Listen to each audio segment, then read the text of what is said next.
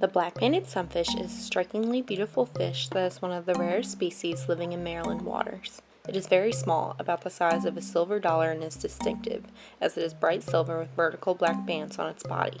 This species has a relatively short lifespan, living up to 4 years in the wild in low population numbers. Black-banded sunfish feeds primarily on small aquatic insect larvae and other food items from the surfaces of submerged plants and other aquatic debris. It lives in vegetated ponds, swamps, and slow-moving blackwater streams of the coastal plain. It is a hardy species, adapted to thrive in harsh acidic habitats with low dissolved oxygen. Black-banded sunfish is found along the east coast from New Jersey to Florida. It no longer occurs in Pennsylvania and is either imperiled or vulnerable in Virginia, North Carolina, Georgia, and Florida. It is currently listed as endangered in Maryland and Delaware. There, it has declined and is now only known to occur in a few isolated locations on the Delmarva Peninsula. The decline of this species is likely due to a combination of factors, one of the most important being the loss of its preferred habitat. Over the past century, deforestation and stream channelization on the Delmarva Peninsula to accommodate agriculture has dramatically reduced the amount of acidic blackwater swamps and streams. Loss of beavers over the same time period further reduced its preferred slow-water habitats. As a result, man-made mill ponds became increasingly important as a refuge for remaining populations. The decline of black-banded sunfish populations in Maryland and Delaware was also hastened by the introduction of non-native fishes such as largemouth bass and black crappie. Competition and predation from these introduced species likely caused more stress to already reduced populations. These now widespread species represent an important threat to this day.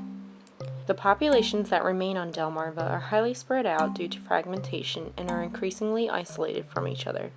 Today, dispersal of individual sunfish between populations to allow reproduction and gene mixing is very limited due to physical barriers and distance.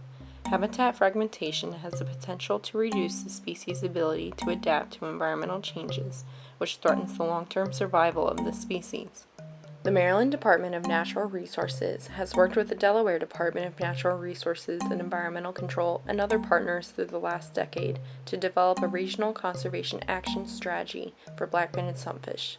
This strategy aims to protect remaining populations from immediate threats and ensure their long-term persistence in the region. We found that this technique of seining was most effective.